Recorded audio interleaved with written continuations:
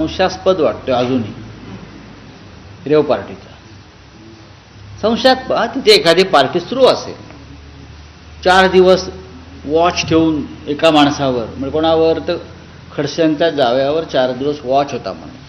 एवढा वॉच जर पेहलगावमध्ये ठेवला असता तर ते अतिरेकी पळून नसते गेले. बरं, एवढा वॉच जर त्या पेहलगावमधल्या अतिरेक्यांवर ठेवला असता तर ती घटनाच घडली नसती. 26 आमच्या महिलांचं कुंकू पुसलं गेलं नसतं. आणि ते अतिरेकी आज जे सापडत नाहीत ते सापडले तरी असते झाल्यावर. हे कोणावर आहे? गिरीश महाजन. मी पाहिलं असेल, गिरीश महाजनच्या चेहऱ्यावरती काल असुरी आनंद होता. काय गिरीश महाजनच्या चेहऱ्यावरचा काल जर असुरी आनंद पाहिला असेल तर ह्यामागे काय घडतंय आणि घडवलं आहे हे तुम्हाला लक्षात येईल.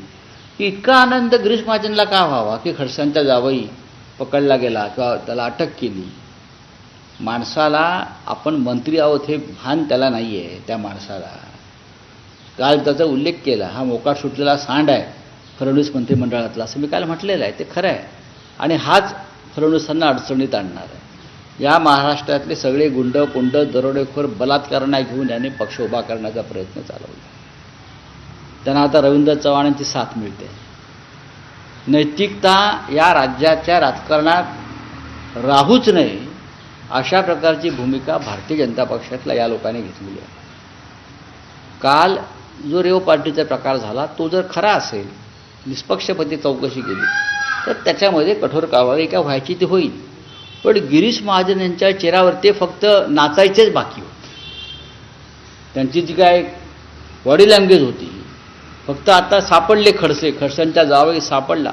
बघा, महाराष्ट्राच्या राजकारणामध्ये आम्ही किमान पथ्य पाळतो की कुटुंबापर्यंत आम्ही पोचलो नाही.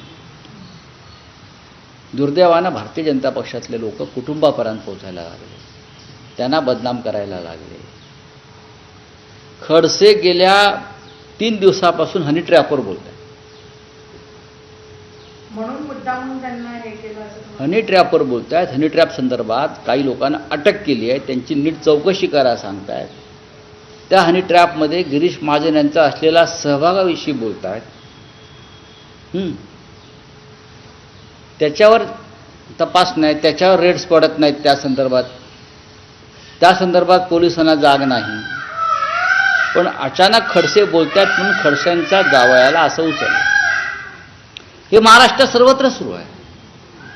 सर्वत्र सुरू आहे महाराष्ट्रामध्ये. जो तुमच्या विरुद्ध बोलेल त्याच्याकडे पोलीस जातात, त्याच्या घरात पोलीस घुसतात, त्याच्या मित्रांकडे पोलीस घुसतात. पोलीस हे चाकर झालेले आहेत. भारतीय जनता पार्टी हीच एक रेव पार्टी झाली आहे गुंडांची. अख्ख्या भारतीय जनता पक्षामध्ये रेव पार्टीचाच माहोल आहे.